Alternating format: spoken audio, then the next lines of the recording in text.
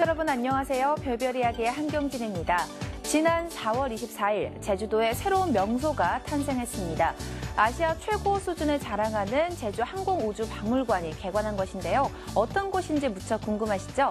그래서 오늘도 우리들의 궁금증을 시원하게 풀어주시는 이태영 교수님 나오셨습니다. 안녕하세요. 네, 안녕하십니까. 드디어 이 제주 항공우주박물관이 개관을 했는데요. 네. 저도 이제 초창기에는 여기 자문위원으로 참석해서 다양한 이런 시설들이 준비되는 걸 봤습니다. 이 35만 평방미터의 부지 안에 거의 3만 평방미터, 그러니까 우리가 흔히 이야기하는 평수로 치면 한 10,000평 정도 되는 건물이에요. 와. 지하 1층, 지상 3층에 항공우주를 전문으로 하는 그런 네. 박물관이 드디어 만들어진 거거든요. 예, 여기는 이제 항공역사관이라고 해가지고 네. 그 비행기의 역사와 원리를 배울 수 있는 곳이 있는데 여기는 항공기가 35대가 전시되어 있습니다. 네. 비행기가 35대가 한 곳에 전시되어 있다. 아마 우리나라에서 처음일 거예요. 네. 그래서 공군의 협조를 얻어가지고 이 35대의 항공기가 실내외에 이제 전시가 되어 있고요. 그리고 이제 천문우주관이라고 해가지고 우주의 여러 시작서부터 여러 가지 원리들을 배울 수 있는 네. 그런 이제 공부할 수 있는 천문우주관이 있고 그리고 사람들이 그러니까 일반 학생들이 굉장히 좋아하는 그 테마관이 있습니다. 네.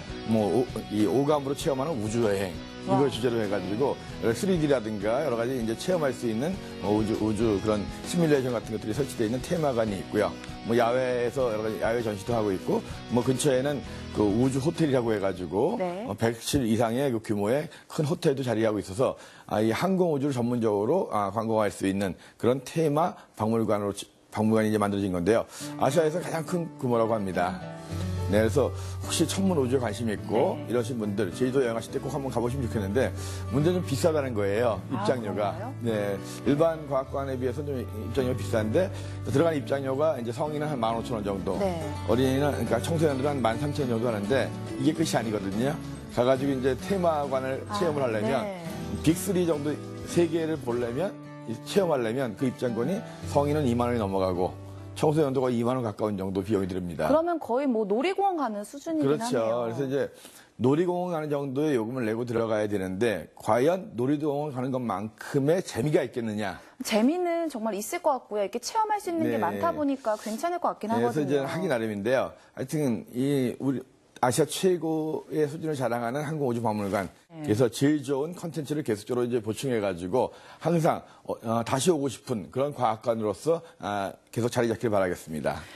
네, 그러니까 아시아 최대 규모의 그 박물관이 제주도에 있다는 거잖아요. 네. 너무나도 뿌듯한데요. 그러니까 이렇게 천문 우주에 관심 많은 사람들이 꼭 한번 찾아가봐서 이렇게 여러 체험을 해보는 것도 참 좋겠다는 생각이 들었습니다. 네네. 자, 그럼 지난 한 주에는 어떤 일이 일어났을까요? 별별 뉴스 시작하겠습니다. 우주비행사 소변을 식수는 물론 에너지로 전환하는 새로운 기술이 개발됐습니다. 나사 에임스 연구소의 에두아르도 니콜로 박사팀은 소변과 샤워물을 모은 후 정방향 삼투압 기법을 이용해 처리한 건데요. 연구자들이 개발한 새로운 요소 바이오 반응기 전지화학 시스템은 유기탄소의 80% 이상을 제거하는 데 성공했으며 약 86%의 요소를 암모니아로 전환시키는 데 성공했다고 합니다. 연구자들은 이번 결과는 우주비행 임무에 초점을 맞추고 있지만 요소 및 암모니아를 포함하고 있는 수처리 시스템에도 적용될 수 있을 것으로 기대하고 있습니다. 최근 나사는 우주인의 소변을 재활용하는 기술을 발표했습니다. 소변을 재활용해 전기를 만들고 이 과정에서 나온 물은 식수로 사용할 수 있다고 하는데요. 교수님 좀 궁금한데 어떤 소식인가요? 네, 이 우주에서 물을 얻는 거 굉장히 중요한 거거든요. 네. 이 지구에서 물을 갖고 가려면 그 양이 장난이 아니잖아요. 우리가 하루에 먹는 물의 양이 거의 네. 1리터 이상 먹는다고 생각을 해보세요. 그러면 이제 이것이 이제 우주에서 한 달 있다. 또 이제 화성까지 가려면 뭐 거의 왕복 1년 이상 있어야 되잖아요. 네. 이 많은 물을 싣고 가기 굉장히 어렵죠. 그러니까 결국은 물을 재활용할 수밖에 없습니다. 네. 먹는 물을 재활용하는 방법, 가장 좋은 방법은 역시 소변을 이용하는 방법이겠죠. 그래서 화성 탐사라든가 이 장시간 우주여행의 프로그램에 있어서는 이 소변을 재활용하는 기술들이 계속 개발하고 있어요. 네. 이번에 나사에서 이제 발표한 거는 소변을 재활용해서 단순히 먹기만 하는 것이 아니라 네. 여기서 전기까지 얻겠다는 거거든요. 네. 그래서 소변에는 이제 뭐 그 질소 성분이 있는 요소라든가 이런 것이 많이 있는데요. 소변을 특수한 필터에 넣고 나면 거기서 네. 물과 요소 성분만으로 이제 분리하는 겁니다. 그래서 이제 또 이 요소, 물은 이제 마실 수 있게 만들고, 그 다음에 이 요소 성분을 갖다가 특수한 또 이제 변환기에 넣으면 여기에서 이제 암모니아로 변환되면서 이걸로써 전기를 얻을 수 있다는 거예요. 그래서 소변을 이용해서 마실 물도 얻고 전기를 얻을 수 있는 네. 굉장히 일석이조의 효과가 나는 거죠.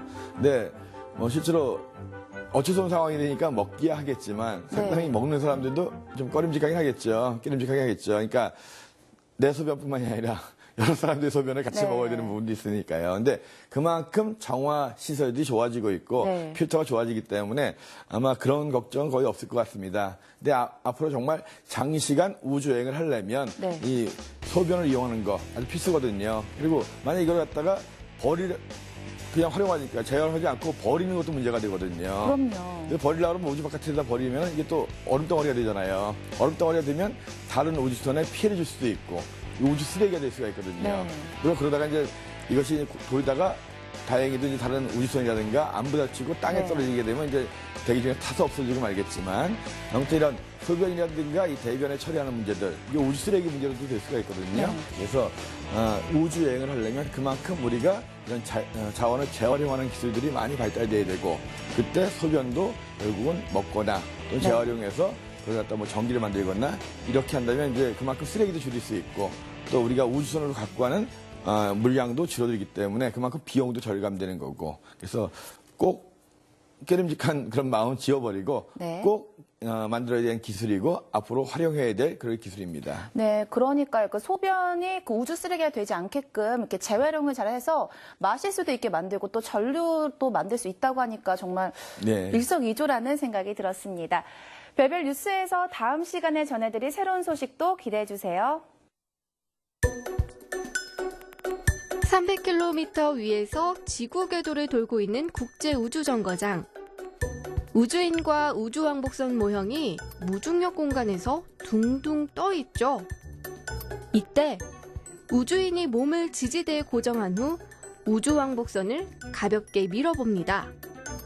우주왕복선 모형이 쭉 앞으로 나가죠. 이번에는 또 다른 우주인이 우주왕복선을 잡아봅니다.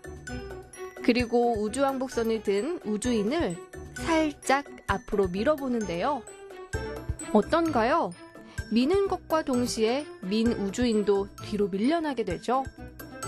이 영상은 뉴턴의 제3운동 법칙인 작용과 반작용의 법칙을 아주 쉽게 설명해주고 있습니다. 작용과 반작용의 법칙, 이렇게 말로만 들으면 굉장히 어렵게만 느껴지는데요. 이 법칙을 이해하기 쉽게 설명해주는 영상이었습니다. 교수님 조금 더 자세히 설명해 주시죠. 네, 이 작용과 반작용, 뉴턴의 제3운동 법칙이거든요. 네. 뭐 어려운 얘기죠. 그러니까 뉴턴의 운동 법칙 중에 하나인데 우리가 때리면 때린 사람도 아파요. 네. 물론 마음이 아플 수 있지만 우리가 탁자를 톡 내리치면 우리 손도 아프잖아요. 힘을 가하면 그 가한 힘의 반작용으로 나한테도 네. 그 힘이 오는 거를 갖다가 작용 반작용이라고 하거든요.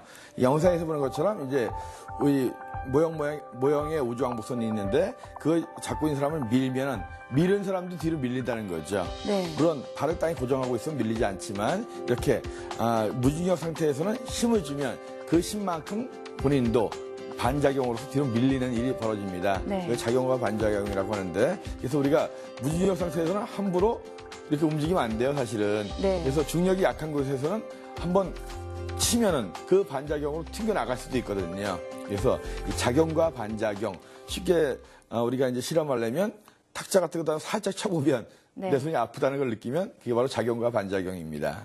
그래서 우주 실험에서는 이렇게 무중력 속에서 작용 반작용, 뭐 우주에서 여러 가지 실험들을 많이 해요. 이거 말고도. 그래서 뭐 촛불을 갖다 우주에서 켜보면 이것이 이제 위로 솟구치지 않고 동그랗게. 네. 왜냐하면 이게 중력이 없기 때문에 모든 방향으로 이제 똑같이 불꽃이 나가기 때문에 동그란 모양을 하기도 하고 뭐 이렇게 해서 다양한 우주인들이 이 정거장 안에서 실험들을 하는 영상들이 많이 보여지고 있거든요. 네. 상당히 꼭 한번 체험을 해보고 싶지만 우리가 가긴 힘들죠. 네. 그래서 무중력이라는 것, 우리가 체험하기에는 이 중력이라는 것이 얼마나 소중한 건지, 네. 우리한테 고마운 건지 느끼게 하는 그런 힘을 이 영상 속에서 이제 볼 수 있습니다. 네, 그러니까 우주에서의 그 무중력 상태에서 그 작용과 반작용에 대한 거를 좀 더 이렇게 알기 쉽게 네네. 이렇게 된 영상을 보여준 거였네요. 네네. 네. 네, 와우 천문 영상 다음 이 시간에는 어떤 신기한 영상이 우리의 마음을 사로잡을지 기대하세요.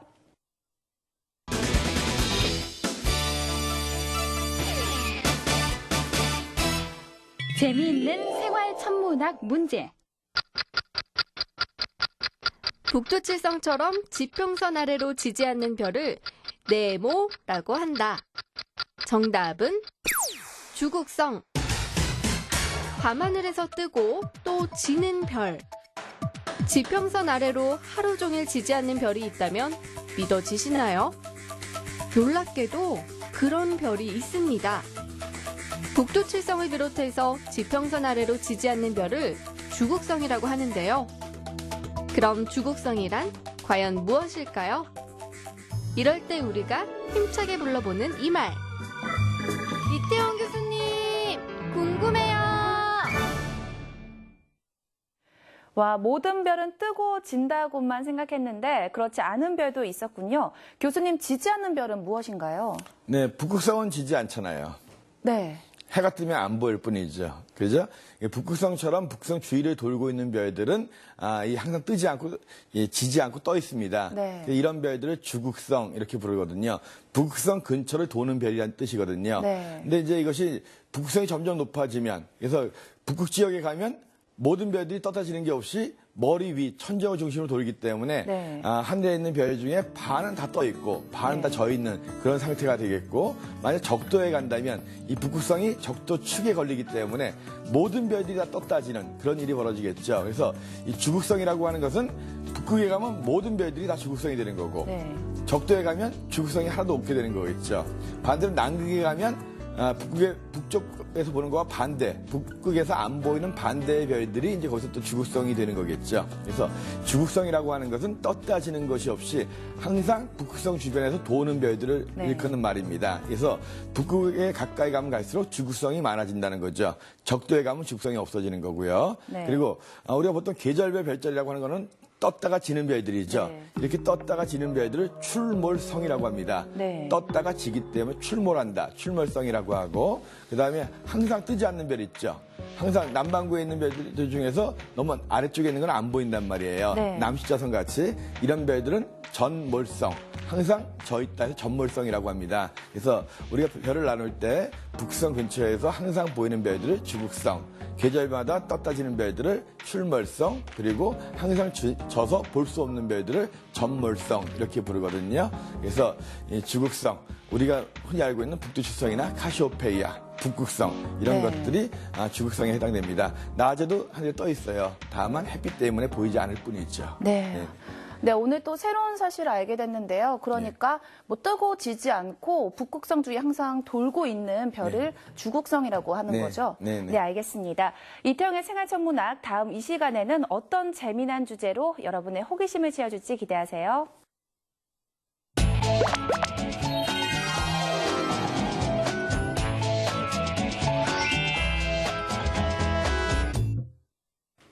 한 주 동안 하늘에서는 어떤 일들이 벌어질까요? 반짝반짝 천문 현상을 보시면 아실 수 있습니다. 교수님, 오늘 전해주실 하늘 소식 어떤 것들이 있나요? 네, 이번 한 주 동안은 초생달이 보이는 주간입니다. 네. 달이 안 보이다가 이제 가늘게 상현달로 가는 그런 주간이거든요. 그래서 달이 저녁 하늘에서 가장 예쁘게 보이는 주간이기도 하죠. 네. 이 5월 5일이 입하, 여름의 시작을 알리는 날입니다. 드디어 더위가 시작되는 거죠. 네.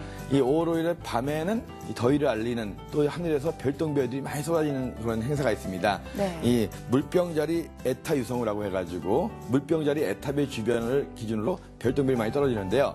거의 시간당 많게는 한 50개 이상의 별똥별이 보인다 그래요. 그래서 5월 5일 날 밤부터 5월 6일 네. 이때쯤 혹시 밤에 잠 안 오시는 분들, 네. 또 요새 이 어려운 시절에 그 소원 빌고 싶으신 분들 많죠. 네. 예, 밤하늘 보면서 소원 빌 수 있는 기회가 되거든요. 5월 5일 밤부터 5월 6일 정도 사이에 네. 시간당 50개 가까운 그런 별똥별이 떨어지는 물병자리 에타 유성우라는 현상이 일어난다 하는 거 아시고요. 아무튼 이번 한 주 동안 저녁달인 초생달이 예쁘게 보이는 한 네. 주입니다. 저녁 하늘에서 달 구경하시면서 또 별똥별 보고 소원도 비시는 그런 좋은 한 주 되시기 바랍니다. 네, 그러니까 이번 한 주에는 초생달을 볼 수 있는 좋은 때고 또 5월 5일 밤 사이에는 그 물병자리 에타 유성으로 볼 수 있는 좋은 시기라는 말씀이신 거죠? 네네. 네, 알겠습니다. 오늘 전해드린 천문현상 여러분도 꼭 한번 찾아보시고요. 다음 이 시간도 기대하세요.